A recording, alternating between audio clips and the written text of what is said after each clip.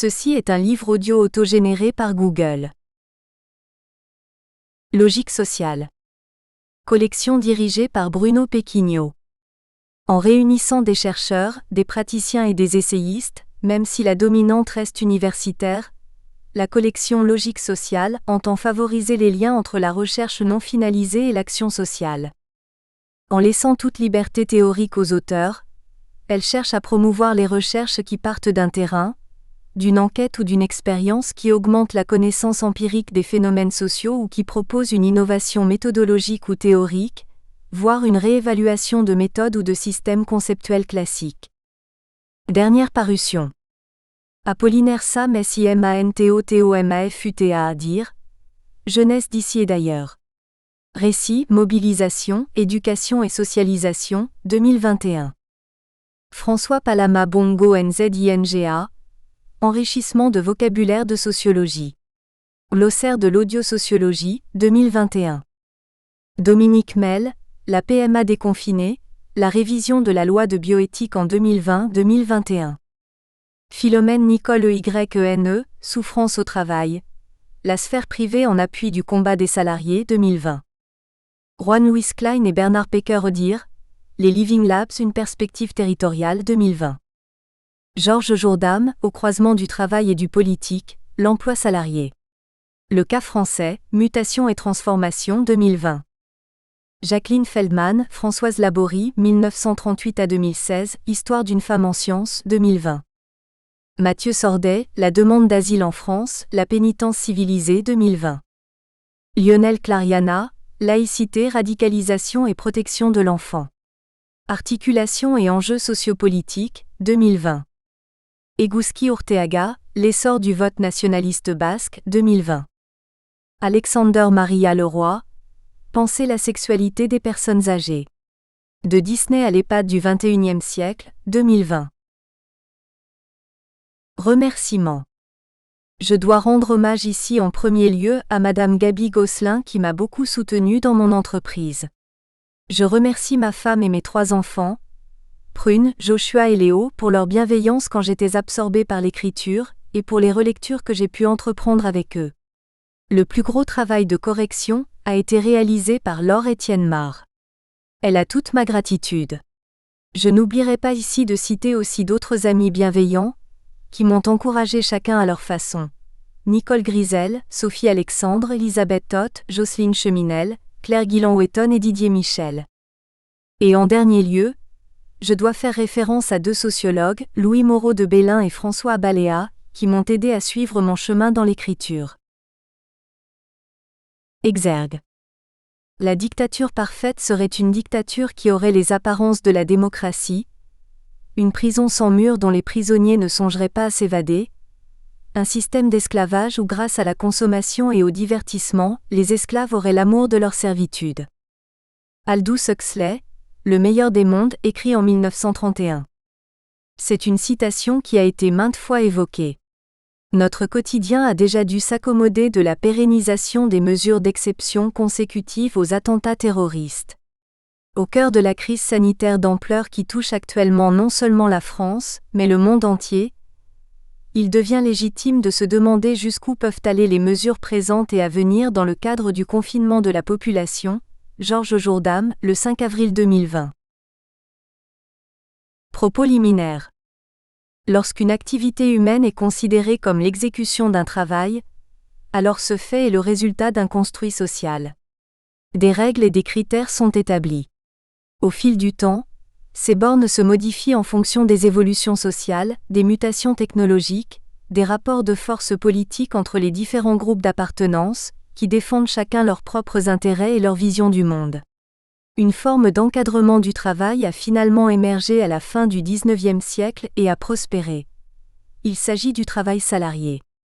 Pour qu'il arrive à sa forme actuelle, il a fallu du temps. Aujourd'hui, ce salariat est caractérisé par un contrat de travail entre un employeur et un employé. Il s'agit d'une relation de subordination où existe un donneur d'ordre et une personne qui doit exécuter ce qu'on lui demande de faire, dans un temps donné, en contrepartie d'un salaire et d'une protection sociale. En parallèle à cette forme dominante d'exécution du travail, coexistent des configurations d'activités humaines qui sont d'autres organisations du travail. Après un premier essai sur l'encadrement et l'évolution du travail salarié en France de la Révolution à nos jours, nous allons maintenant entreprendre une investigation relative à l'encadrement du travail non salarié pour la même période.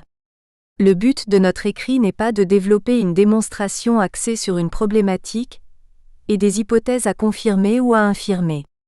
Il s'agit ici de donner des repères compréhensibles par tous, pour que chacun puisse s'approprier simplement les enjeux qui gravitent derrière chacun des thèmes abordés. Finalement, l'objet de cet ouvrage est de mettre à disposition de toute personne qui s'intéresse à un sujet traité dans ce livre, les informations lui permettant d'avoir un avis, de prendre la parole au lieu de la laisser à des experts autorisés et cautionnés par le pouvoir en place. Afin de redonner sens à la démocratie, il ne s'agit pas de la laisser aux seules mains d'experts et de décideurs politiques élus au sein d'une oligarchie restreinte. Dans notre premier ouvrage consacré à l'emploi salarié, nous avons traité la protohistoire de son apparition et son développement jusqu'à aujourd'hui en partant de la Révolution. Nous avons donc dégagé un temps long de cette évolution spécifique. Nous avons par ailleurs ciblé un temps court qui couvre la période du 7 juin 2017 au 31 décembre 2019. Ce temps contemporain correspond à la prise de pouvoir du président Macron et aux conséquences des actions que son gouvernement a menées sur les mutations récentes de l'encadrement du travail salarié en France. Pour le temps long, nous avons passé en revue l'histoire du travail et son évolution au XIXe siècle. Nous avons abordé le contrat de louage, inscrit en 1804 dans le Code civil de Napoléon Ier. Le livret ouvrier, obligatoire entre 1803 et 1864. Ce document disparaît dans les faits complètement en 1890. Les règlements d'entreprise, à la seule initiative des employeurs. Les conseils de prud'homme, sur certains territoires, généralement favorables aux employeurs. Nous avons développé ensuite les mutations de l'emploi salarié au XXe siècle. Dans cette phase, nous avons retenu plusieurs temporalités, à savoir la fin du XIXe siècle jusqu'à la guerre de 14 à 18, avec la mise en place progressive de limites aux conditions d'emploi des salariés. De 1914 aux accords Matignon de 1936, avec l'instauration graduelle de nouveaux droits sociaux. De l'après-1936 au gouvernement de Vichy, avec une régression drastique du droit du travail. De la fin de la Deuxième Guerre mondiale à la fin des Trente Glorieuses, âge d'or du salariat. Nous avons poursuivi par la description des conditions économiques nouvelles qui ont émergé de la crise des années 1973 et qui ont à la fois déstabilisé le marché du travail et remis potentiellement en cause le contrat de travail à durée indéterminée. Notre investigation s'est poursuivie par l'étude de la création et des évolutions des institutions qui gravitent autour du salariat. Nous avons terminé notre développement sur le temps long consacré à l'existence du contrat de subordination que constitue le contrat de travail salarié, par un espace consacré aux innovations en matière d'encadrement du travail depuis les années 1950 en France. Pour compléter ce premier essai qui traite essentiellement des employés engagés sous contrat salarié, le présent ouvrage va maintenant se consacrer à l'emploi non salarié sous ses différentes formes. Nous allons constater que sous ce vocable, se regroupent des associés de coopératives ouvrières de production, des travailleurs indépendants, paysans, artisans, commerçants, professions libérales, gens de la mer, artistes, etc., qui peuvent parfois être aussi des employeurs et embaucher du personnel salarié. Ce nouvel ouvrage va développer des thèmes relatifs au travail salarié, mais aussi à d'autres types d'emplois rémunérés, car on ne peut opérer une dichotomie radicale entre emploi salarié et emploi non salarié. En effet, les problématiques du capitalisme, du chômage, des retraites, de l'écologie, de la fonction publique, de la dette, du télétravail, etc. que nous allons y aborder, intéressent le monde du travail dans son universalité.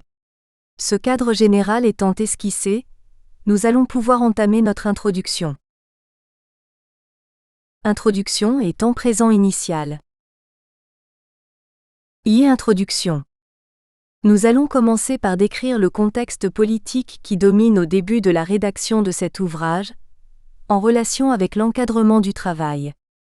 Il correspond à ce qu'on choisit d'appeler le temps présent initial.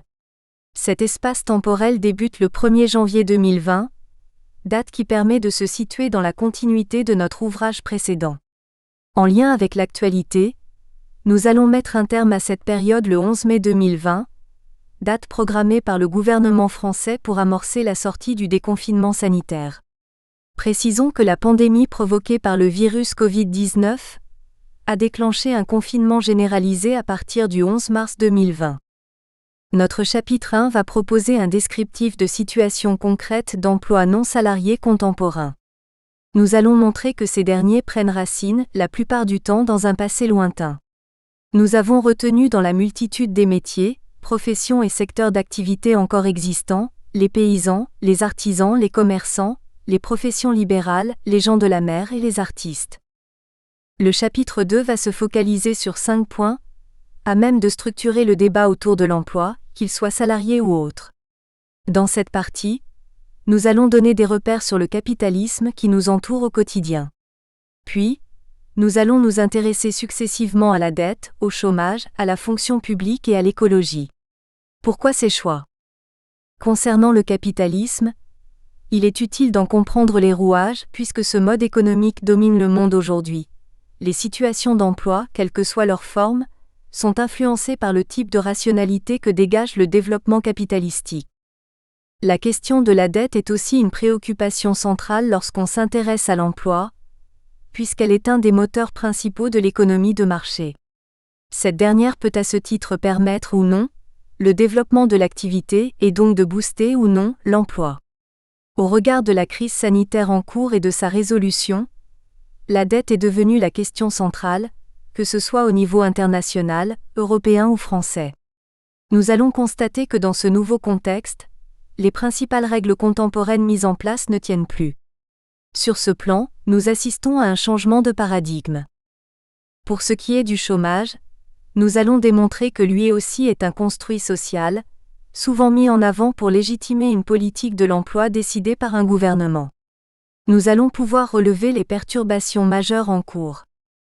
L'intérêt d'aborder la fonction publique ici est essentiel, car son existence fait polémique d'une part entre les tenants d'une économie régulée, avec un volant important d'entreprises nationalisées et des services publics gérés par des fonctionnaires, et d'autre part, les adeptes d'une économie néolibérale, partisans de la privatisation effective de ces services publics.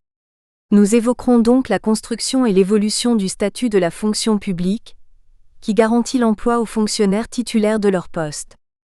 Enfin, ce chapitre ne peut faire fi de l'écologie compte tenu de la dégradation croissante de notre planète. Une prise de conscience se fait jour.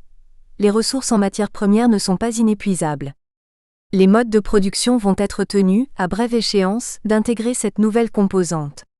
Le monde du travail va progressivement être impacté par les choix écologiques opérés. Dans le chapitre 3, nous avons choisi de traiter l'entreprise dans ses diverses dimensions. Nous allons partir des très petites entreprises, TPE, pour aller vers les multinationales. Nous serons succincts sur la micro-entreprise, car nous en avons déjà décrit le fonctionnement et les évolutions dans notre précédent ouvrage. Ces éléments étant posés, nous terminerons notre investigation sur le long terme par un chapitre 4 consacré aux retraites, au télétravail mais aussi aux coopératives ouvrières de production, SCOP, et à l'économie sociale et solidaire, ESS, qui sont d'autres formes d'organisation du travail non encore abordées. Au terme de notre recherche sur ces différentes facettes de l'encadrement du travail non salarié, nous avons choisi de clore par un temps présent final, qui prend la suite du temps présent initial et va se poursuivre jusqu'à la fin de cet ouvrage, cet espace temporel étant toujours axé sur la situation politique du moment en lien avec les questions de l'emploi. Nous conclurons ensuite. Pour la compréhension générale de notre propos, il est nécessaire ici de rappeler qu'en filigrane existe en permanence un lien juridique entre le travail et son organisation, que ce travail soit salarié ou non. Le travail au noir, qui se définit comme une activité non déclarée à l'Union de recouvrement des cotisations de sécurité sociale et d'allocations familiales, constitue une exception à ce propos. Le cadre juridique qui détermine les conditions d'exercice d'un travail est le résultat d'un précipité entre des forces antagonistes ayant des intérêts divergents. Contrairement à notre livre précédent, axé sur les conditions du salariat et de la montée en puissance du monde ouvrier, ce nouvel ouvrage va aborder les conditions d'existence de l'entreprise et des entrepreneurs d'hier et d'aujourd'hui. Mais avant de nous lancer dans ce projet, comme annoncé, précisons le contexte politique initial dans lequel notre propos va entrer en résonance. Temps présent initial, du 1er janvier au 11 mai 2020, début du déconfinement. Dans ce début d'ouvrage, nous allons aborder une chronologie des événements qui se déroulent en même temps que notre rédaction. Nous avons terminé notre livre précédent par un temps présent final, qui s'est achevé le 31 décembre 2019. Nous allons donc reprendre le fil du quotidien à cette date, et suivre cette ligne jusqu'au 11 mai 2020. Au-delà du déroulement des faits globaux, nous allons relever au fur et à mesure les éléments afférents à notre sujet, à savoir, repérer les évolutions potentielles de l'encadrement du travail, qu'il soit ou non salarié. À chacune des questions traitées, nous ajouterons, dans la mesure du possible, en fin des chapitres et ou des sous-chapitres successivement abordés, une allusion ou un fait significatif en lien avec les conséquences de la pandémie sur le domaine économique abordé. La situation actuelle est particulière. La crise des Gilets jaunes, mouvement spontané de résistance de la partie de la population française la moins visible jusqu'à présent, est suivie, depuis maintenant un peu plus d'un an, par la contestation du secteur hospitalier. Ce dernier manifeste pour que l'hôpital ne soit plus géré en termes de coûts et de charges. Le constat des professionnels du monde médical est que le secteur de la médecine hospitalière manque cruellement de moyens, particulièrement en effectifs et en lits.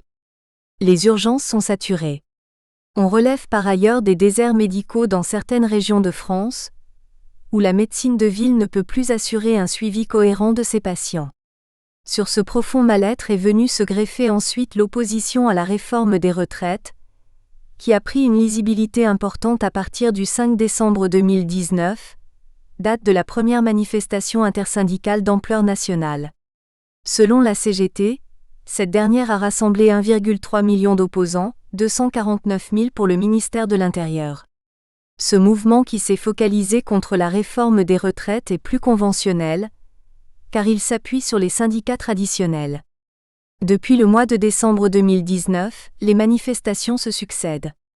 L'opinion publique soutient majoritairement ces revendications, bien que le gouvernement tente de jouer le pourrissement. Les syndicats sont divisés sur la stratégie à mener. La CFDT, favorable à un régime universel à points, ne s'oppose pas à la mise en place de ce système. Toutefois, elle n'est pas d'accord avec le recul à 64 ans de l'âge de départ à la retraite, au lieu de 62 ans actuellement. Cette centrale syndicale revendique par ailleurs la possibilité d'un départ anticipé basé sur la prise en compte de critères de pénibilité. La pénibilité se définit comme suit. La pénibilité se caractérise par une exposition du travailleur à un ou plusieurs facteurs de risque professionnels liés à des contraintes physiques marquées, un environnement physique agressif ou à certains rythmes de travail. L'organisation patronale du MEDEF s'oppose à l'instauration de tels critères. Quant à la CGT et FO, ces organisations contestent de façon frontale le projet du gouvernement et refusent en bloc cette réforme. Le samedi 29 février 2020, en recourant à l'article 49 alinéa 3 de la Constitution, le Premier ministre, Édouard Philippe, a coupé court au débat et a mis fin aux discussions en cours à l'Assemblée nationale. Pour cette réforme des retraites, il a été déposé 40 000 amendements. La France insoumise, qui est à l'initiative de 56% d'entre eux, la gauche démocratique et républicaine, quant à elle, en a déposé 32%. En parallèle à ce travail parlementaire, une conférence de financement, proposée par la CFDT, a été organisée par le gouvernement afin de rechercher des solutions pour équilibrer le futur régime des retraites. Une première réunion a eu lieu le 30 janvier 2020. Les organisations syndicales et patronales démarrent leurs travaux le 18 février pour trouver, d'ici la fin avril 2020, un mode de financement qui permettrait d'arriver à un équilibre du régime en 2027. Au lendemain de cette réunion, plusieurs syndicats, dont la CGT et FO, décident de quitter définitivement le processus de négociation. Ces organisations de salariés n'acceptent pas que le Premier ministre exclue d'emblée toute augmentation des cotisations patronales. Ces syndicats déplorent plus globalement le cadre contraignant imposé par Édouard Philippe. La CGT qualifie la situation de mascarade. Dans ce contexte, les syndicats appellent à la grève et à manifester le 31 mars 2020. Après l'application du 49-3, mettant fin au débat à l'Assemblée nationale, le texte porté par le gouvernement doit être soumis au Sénat à partir du 24 mars 2020. Mais voilà que de façon inattendue, l'épidémie de coronavirus vient s'inviter dans le paysage politique. Cette situation oblige le président de la République à intervenir à la télévision, une première fois le jeudi 12 mars et une deuxième fois le lundi 16 mars. Dans sa première allocution, il annonce notamment que les écoles, les collèges, les lycées et les universités vont être fermés jusqu'à nouvel ordre. Dans sa deuxième prise de parole, le président prévient que, sauf nécessité, chacun doit rester à son domicile et ne peut sortir que muni d'une attestation de déplacement dérogatoire signée pour aller chercher à manger, aller à la pharmacie, etc. Il précise aussi que toutes les réformes en cours seront suspendues, à commencer par la réforme des retraites. Cette décision stoppe de facto les débats au Sénat, suspend les travaux de la conférence de financement et l'appel aux grèves programmées. Dans son allocution martiale du 16 mars, au cours de laquelle il répète à 6 reprises « Nous sommes en guerre », Emmanuel Macron annonce le maintien au 15 mars 2020 du premier tour des élections municipales. Sur les 35 000 maires à élire, 30 000 d'entre eux ont été élus dès le premier tour. Il faut souligner un taux d'abstention de l'ordre de 55,25%, un record dans le domaine. Précisons encore que, la veille de l'élection, le gouvernement avait décrété la fermeture de tous les lieux recevant du public, non indispensables à la vie du pays, et avait préconisé de limiter tout déplacement pour tenter de contenir la pandémie. Le coronavirus, appelé aussi Covid-19, est d'abord apparu en Chine centrale, dans la province de Hubei, entre les mois de novembre et décembre 2019. Le 13 janvier 2020, un premier cas est découvert en dehors de la Chine continentale. Le 23 janvier, la ville de Wuhan, capitale de la province de Hubei, est mise en quarantaine. De nombreux pays décident au fur et à mesure de fermer leurs frontières. Le 12 mars 2020, la crise mondiale qui s'installe provoque un krach boursier en Europe et aux États-Unis. Le CAC 40 clôture à la baisse de 12,28%, ce qui est un record historique, et la bourse de Wall Street perd près de 10%, sa plus grande chute depuis le krach de 1987. Le 13 mars 2020, les États-Unis ferment leurs lignes aériennes vers l'Europe. Au 19 mars 2020, il est dénombré dans le monde autour de 242 000 cas cumulés, dont 87 000 guérisons et 10 000 décès. Pour l'heure, 178 pays sont touchés. Depuis la crise des subprimes, l'économie mondiale était restée convalescente, malgré les injections massives, en milliards de dollars, des banques centrales et des États, accroissant encore davantage la dette de ces derniers. Cette fois, l'arrêt massif de la production, donc du travail des personnels qui produisent la richesse, fait prendre à la situation un tournant nouveau et inconnu. Dans le confinement presque généralisé, plusieurs polémiques montent.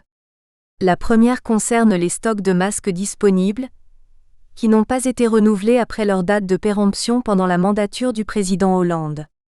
La deuxième se focalise sur la prise d'antiviraux pour lutter contre la maladie, particulièrement le médicament utilisé contre le paludisme. La troisième est relative à la décision de confiner la population et de laisser par ailleurs les élections municipales se dérouler. La quatrième est centrée sur l'indisponibilité de tests, qui permettrait de diagnostiquer la maladie et d'isoler les patients testés positifs. L'exemple de la Corée du Sud est significatif à cet égard. La fourniture de masques à toute la population sud-coréenne et l'utilisation à grande échelle de tests ont évité de recourir au confinement. En France, la question se pose également de ne pas disposer de suffisamment de réactifs pour faire fonctionner les tests. Ces produits sont principalement fabriqués en Chine et aux États-Unis. En France, le Parlement a voté une loi instaurant un état d'urgence sanitaire pour 2 mois à compter du 24 mars. Ce texte permet à l'exécutif de légiférer par ordonnance et de supprimer certaines libertés individuelles comme celle d'aller et venir, de se réunir et d'entreprendre. Le confinement débute réellement le 17 mars 2020, à midi. Concrètement, on ne peut plus sortir de chez soi en dehors de certains motifs spéciaux. Le non-respect du confinement est sanctionné d'une amende de 135 €, portée à 1 500 € en cas de récidive dans les 15 jours. Si 4 violations sont constatées dans le mois, le contrevenant est verbalisé à hauteur de 3 700 € et encourt 6 mois de prison. Au niveau européen, lors du Conseil qui s'est tenu en visioconférence le 26 mars 2020, aucun accord n'a permis de mettre en place une structure qui aurait pour fonction de mutualiser les dettes européennes. L'Allemagne ainsi que les Pays-Bas s'y opposent. Au 31 mars 2020, à travers le monde, 787 000 personnes sont infectées et on dénombre 37 000 morts. La France totalise 44 550 cas positifs et 3 024 décès. Rappelons qu'avec les 3 premiers cas de coronavirus recensés le 24 janvier 2020, la France est le 7e pays touché par l'épidémie. Le premier mort sur le sol français est à déplorer le 14 février 2020. Le 27 mars 2020, le Premier ministre annonce que les mesures de confinement décidées par le président de la République sont durcies et prolongées jusqu'au 15 avril 2020. Il signale que la pandémie devrait atteindre un pic en France vers le 5 avril 2020. Selon l'INSEE, l'économie française tourne actuellement aux 2/3 de sa capacité. Le ministre de l'économie, Bruno Le Maire, annonce le déblocage de 45 milliards d'euros, dont 32 milliards vont être consacrés au report ou annulation de charges sociales et fiscales. D'autre part, 300 milliards d'euros vont être utilisés pour garantir les prêts bancaires contractés par les entreprises. Les secteurs d'activité les plus touchés sont, pour les grandes entreprises, l'industrie de l'automobile, le transport maritime, le transport aérien, le tourisme, etc. En matière d'emploi, le chômage partiel va coûter à l'État 2 milliards d'euros sur une période de 2 mois. Il est par ailleurs prévu une aide d'un même montant pour les travailleurs indépendants et les micro-entrepreneurs. Dans ce contexte, seuls les secteurs de l'agriculture et de l'agroalimentaire résistent pour l'instant au marasme. Le 3 avril 2020, le ministre de l'Éducation nationale, Jean-Michel Blanquer, annonce que le baccalauréat, pour la première fois de son histoire, s'obtiendra sans passer d'examen spécifique, simplement sur la base d'un contrôle continu étalé sur l'année scolaire.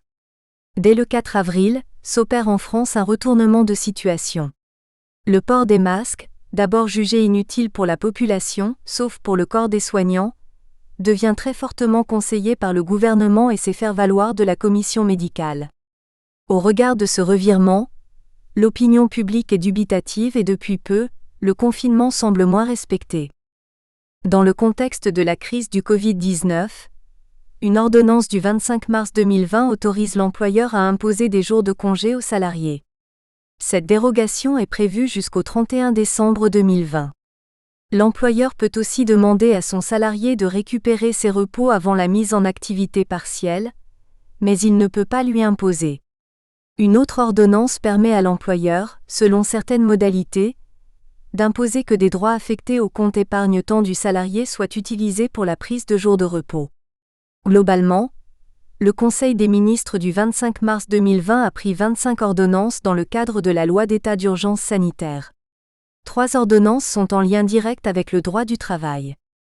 L'une d'entre elles porte sur les mesures d'urgence prises en matière de congés payés, de durée du travail et de jours de repos. Soulignons en outre que la durée du temps de travail peut passer à 12 heures par jour et se prolonger jusqu'à 60 heures hebdomadaires dans certains secteurs. Au fur et à mesure du temps qui passe, la situation se durcit. Le 3 avril 2020, le préfet de police de Paris, Didier Lallement, crée la polémique, en établissant un lien entre l'hospitalisation des patients et le non-respect du confinement. Au regard du tollé unanime consécutif à ces propos, il revient sur ceci. Le ministre de l'Intérieur, Christophe Castaner, quant à lui, intervient le 6 avril pour annoncer que les préfets ont la possibilité de renforcer les contraintes au cas où le confinement se relâcherait. Il préconise l'interdiction du sport en extérieur. Dans la foulée, le 7 avril, le préfet de police et la maire de Paris, Anne Hidalgo, annoncent qu'à partir du 8 avril, le jogging sera interdit entre 10h et 19h. À la date du 6 avril au soir, Il est relevé depuis le 1er mars en France 8 911 décès, avec plus de 833 disparitions dans les dernières 24 heures. Après d'âpres échanges, le jeudi 10 avril 2020, un accord est finalement trouvé par les 27 pour établir un plan de soutien de l'économie européenne d'un montant de 500 milliards d'euros. Ce chiffre ne représente toutefois que le quart de l'argent mis sur la table en 2008 pour soutenir les banques privées après la crise des subprimes. En parallèle à cette décision européenne, outre-Atlantique, le 9 avril, Jérôme Powell, président de la Banque centrale américaine, dite la Fed, annonce la mise sur la table de 2300 milliards de dollars de nouveaux prêts au soutien de l'économie. La Fed se porte ainsi garante de tous les emprunts, supprimant pour l'heure le risque qui est habituellement le corollaire du capitalisme. Le même jour, la Banque centrale anglaise donne directement de l'argent à l'État anglais. En France, pour l'instant, cette voie n'est pas suivie. Dans une conférence télévisée du 13 avril 2020, le président de la République annonce un début de déconfinement à la date du 11 mai. Ce dernier va commencer par l'ouverture progressive des crèches, des écoles, des collèges et des lycées. Pour les universités, il n'y aura pas de reprise physique des cours avant l'été. À partir de cette date, le souhait est que le plus grand nombre puisse reprendre le travail en respectant les gestes barrières. L'annonce présidentielle précise également que les lieux de rassemblement publics, restaurants, cafés, hôtels, cinémas, etc., resteront fermés. La situation sera réévaluée à la mi-juillet, etc. Le dimanche 19 avril, le Premier ministre fait une intervention télévisée au cours de laquelle il annonce notamment le port du masque obligatoire dans les transports publics, un droit de visite très encadré dans les EHPAD. Parmi les différents points abordés, il précise aussi que le PIB français va être de -8% pour l'année 2020. Nous sommes donc entrés en récession. À cette date, le directeur général de la Santé, Jérôme Salomon, donne les chiffres suivants. 19 718 morts, 30 610 personnes hospitalisées, 890 nouvelles hospitalisations dans les dernières 24 heures et 5 744 personnes en réanimation. En comparaison, dans le monde à ce jour, on dénombre 157 539 morts et 2,21 millions de personnes contaminées. Poursuivons ce fil info du quotidien privilégiant l'en-deçà et l'au-delà de l'emploi salarié. Nous allons voir que ce dernier reste principalement alimenté par l'électrochoc consécutif au coronavirus. Au regard de ce qui se passe en ce moment, on perçoit déjà très bien que le monde va changer radicalement, confronté à différents écueils potentiels. Certains annoncent que le monde d'après pourrait devenir plus autoritaire, avec la mise en place d'une surveillance totalitaire et l'effondrement des droits individuels. D'autres pensent qu'on peut s'orienter vers un isolement nationaliste.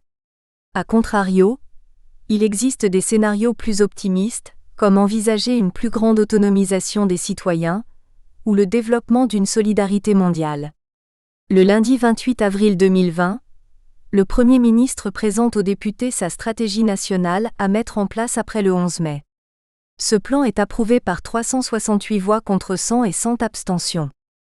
L'opposition dénonce une précipitation dans la procédure.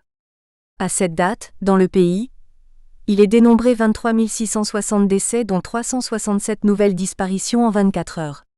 Il est annoncé la réouverture de certains établissements scolaires ainsi que des crèches avec des précautions particulières, la possibilité de se déplacer sans autorisation dans un rayon de 100 km dans les départements les moins touchés par la pandémie. Après le 11 mai, les regroupements ne pourront pas dépasser 10 personnes. Le port du masque va devenir obligatoire dans les transports en commun. Pour l'heure, les restaurants et les cafés restent fermés. Le discours d'Édouard Philippe se veut être à la fois protecteur vis-à-vis des publics, consommateurs, professionnels, etc., et en même temps moteur de relance économique. Avant le début du déconfinement est prévu un nouvel état des lieux, le 7 mai 2020. Le mercredi 29 avril 2020, la ministre du Travail intervient à 8h20 sur France Inter. Elle annonce la mise en place d'une mesure de protection visant à organiser le chômage partiel pour 11 300 000 salariés. Cela concerne 890 000 entreprises. Muriel Pénicaud précise que 240 000 chômeurs supplémentaires se sont inscrits à Pôle emploi en mars 2020. Depuis le début de l'année, l'augmentation des demandeurs d'emploi avoisine le million. En complément à ces informations, il faut ajouter que le télétravail a explosé puisque dans la période de confinement, un quart des employés y ont eu recours, soit environ 5 millions de personnes. Dans cette situation de confinement généralisé, le ministre de l'Intérieur annonce que ses services ont procédé à 5,8 millions de contrôles et que 359 000 procès-verbaux ont été dressés. Parmi les mesures concrètes de déconfinement, le Premier ministre dévoile, entre autres, la mise en place d'un code rouge ou vert, indicateur des départements qui vont rester confinés ou non, en fonction du degré de circulation du virus, les zones à plus grand risque étant pour l'heure l'Île-de-France, le Grand Est et Mayotte. Suivant l'évolution de la situation, il se profile la date du 2 juin pour la réouverture sous conditions des bars et restaurants. Au terme de ce temps présent en mouvement que l'on a décidé de stopper au 11 mai 2020, que peut-on retenir comme faits en lien avec l'encadrement du travail en général ? D'abord, on constate que tous les secteurs de l'activité économique sont impactés, même si certains tirent leur épingle du jeu tel le secteur agroalimentaire ou certains services comme Amazon. Le choc est mondial. Il révèle notamment pour la France son degré de dépendance vis-à-vis de l'extérieur, entre autres, au regard de la pénurie de certains produits pharmaceutiques. Concernant le travail proprement dit, ce qui a choqué en premier, c'est le discours du président de la République.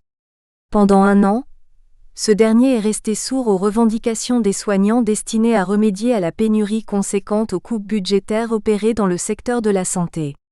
Mais, au regard de l'intensité de la crise, il décide d'ouvrir les vannes et de mettre sur la table les moyens pour le secteur de la santé. Sur un autre registre, les sans-dents, les petites mains trouvent aussi grâce à ses yeux car sans eux certains services ne pourraient être assurés comme le ramassage des poubelles, les livraisons, etc. Devant la situation induite par le Covid-19, les réformes imposées en France par les tenants du néolibéralisme, dont le leader actuel est incarné par Emmanuel Macron, rencontrent cette fois de sérieuses limites. La réforme des retraites est suspendue. La réforme du chômage est à revoir au regard de la montée massive du taux de chômage et de la mise en place dans l'urgence du chômage partiel dans les entreprises qui le demandent. Nous allons poursuivre cette investigation dans le temps présent, au-delà de précisions orientées dans chaque sous-chapitre, par un temps présent final que nous allons positionner au terme de cet ouvrage avant d'aborder notre conclusion.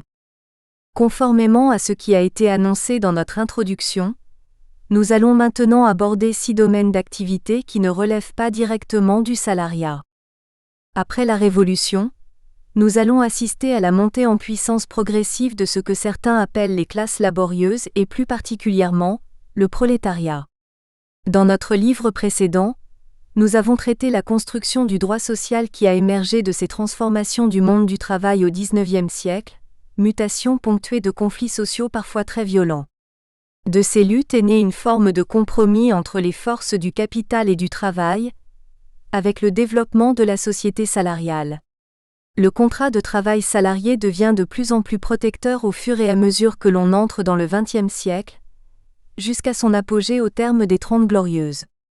Dans le présent ouvrage, nous allons évoquer les formes d'encadrement du travail autres qui ont perduré à côté de cette société salariale en devenir.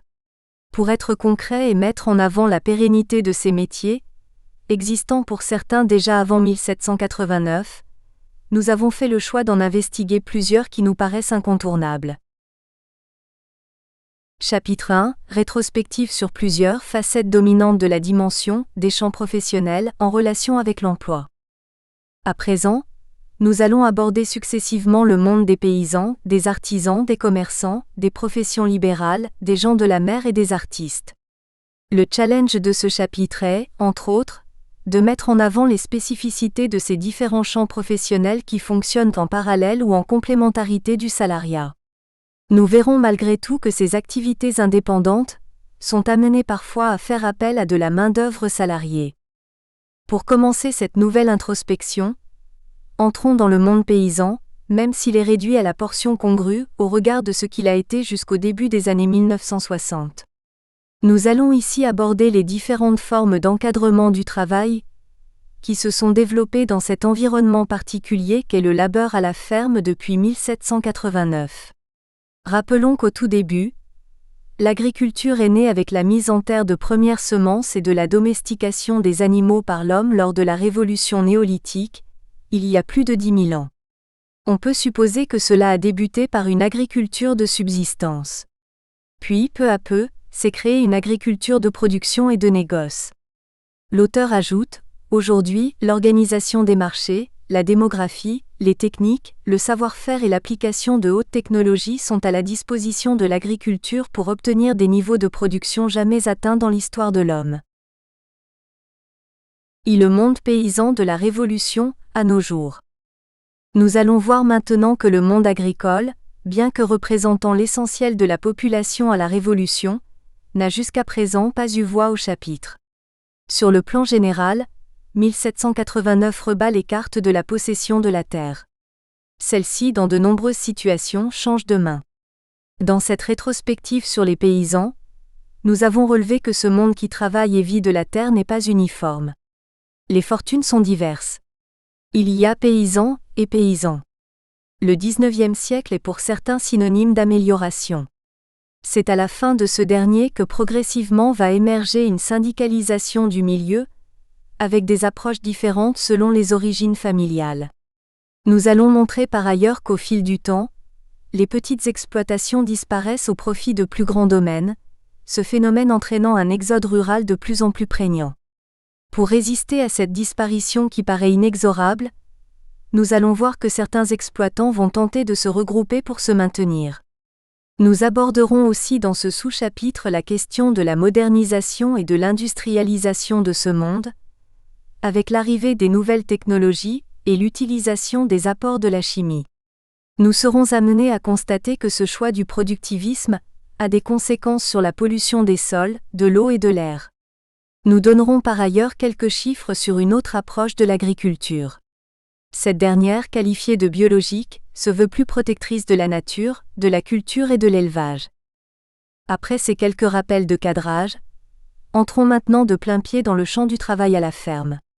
Cette forme d'activité professionnelle était dominante à la Révolution. À la fin de l'Ancien Régime, plus de 60% des Français font partie du monde paysan.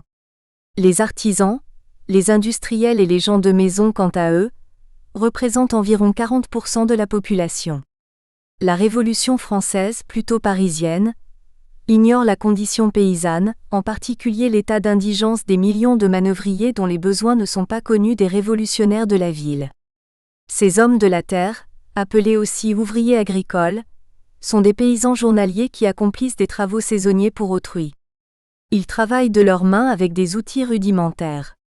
À la Révolution, la condition de serf au service du seigneur a pratiquement disparu. Il ne reste que les vilains qui sont des paysans libres, mais surtaxés jusqu'à la chute de Louis XVI.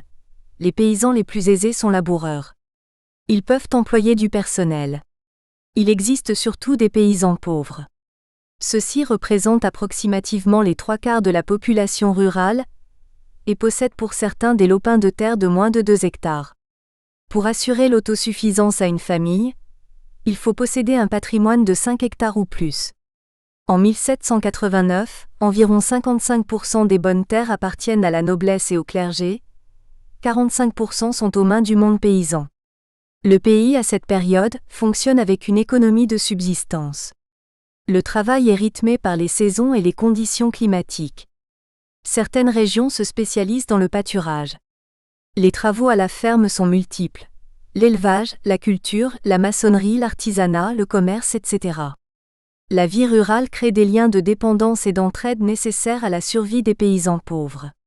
Il s'agit d'une vie communautaire, organisée socialement autour du village et de son clocher. Jusqu'à la Révolution, cette société paysanne vit en autarcie. Il n'y a pas de grandes évolutions technologiques.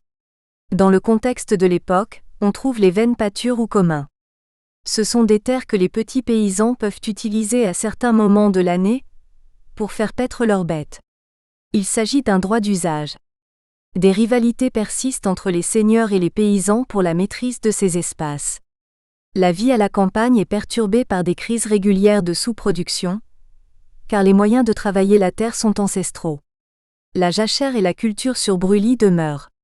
La vente des produits de la terre est freinée par des douanes transrégionales. Il n'existe pas de marché agricole à l'échelle nationale, bien que les prix soient fixés à ce niveau. La circulation des marchandises est perturbée par un état délabré des voies de communication, et par le brigandage. Dans ces conditions, l'économie agricole reste enclavée et étriquée.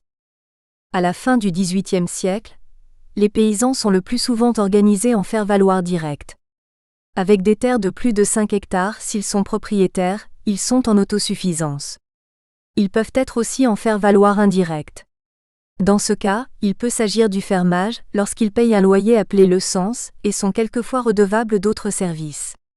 Il existe aussi le métayage, autre forme de faire-valoir indirect qui consiste à partager la récolte à 50-50e avec le propriétaire de la ferme. Jusqu'à la Révolution, la paysannerie est pour la plupart illettrée, non politisée et n'est représentée que par un député laboureur aux États généraux. Citons, mais, parmi les députés élus ne figure qu'un seul paysan. La représentation politique du tiers n'a donc que peu à voir avec sa réalité sociale. Les paysans forment en effet au XVIIIe siècle l'immense majorité de la nation. Avec la période qui s'ouvre, la situation va changer, le paysan va devenir citoyen dans sa commune. Il va pouvoir participer aux premières élections municipales, en 1790. La création de l'institution communale va remplacer la paroisse qui avait pour seul représentant le curé. En 1789, la population totale de la France est estimée à 28 600 000 habitants. 14,6 millions d'entre eux appartiennent au monde agricole. Alexis de Tocqueville montre en 1856 que la Révolution a permis de libérer le sol. Elle a aussi contribué à libérer la capacité d'entreprendre de la paysannerie française. Après la nuit du 4 août 1789, cette dernière s'est débarrassée des contraintes juridiques et économiques qu'imposait le système féodal. La vente des biens nationaux, biens de l'Église annexés par l'État, sous forme d'assignats, représente un vaste champ de redistribution des terres. Toutefois, ces transferts de propriété n'ont pas avantagé les petits paysans. Il en a été de même pour la vente des biens des nobles qui ont émigré. Ce sont les couches supérieures de la paysannerie et de la bourgeoisie qui ont le plus bénéficié de ces transferts de propriété. Cet état de fait va amplifier un clivage fort entre ces derniers et les ouvriers de la terre, qui n'en possèdent pas assez pour vivre en autosuffisance. En pleine Révolution, les révoltes paysannes vont se faire jour dans l'Ouest, particulièrement en Vendée. Le 15 septembre 1807, il est décidé de mettre en place le cadastre. Il sera achevé au milieu du XIXe siècle. À ce moment, toutes les propriétés immobilières seront recensées. Cette situation permet la mise en place de l'impôt sur une base plus équitable. Pendant cette période, le système d'exploitation agraire reste fragile, les disparités sociales demeurent nombreuses dans la campagne française et distinguent très fortement le paysan propriétaire du paysan simple fermier, ou encore le métayer du journalier. Sous le Premier Empire, la situation du monde paysan va se stabiliser. Toutefois, des tensions persistent en lien avec les efforts demandés aux hommes des campagnes dans le recrutement massif de soldats par le système de la conscription. Les guerres napoléoniennes sont responsables de près d'1 million de morts, essentiellement dans la classe paysanne française et autour de 3 millions de tués pour toute l'Europe. La situation économique va s'améliorer dans la paysannerie, avec la hausse des prix agricoles. La sécurité alimentaire va s'installer progressivement avec la culture de la pomme de terre, de la betterave et du blé.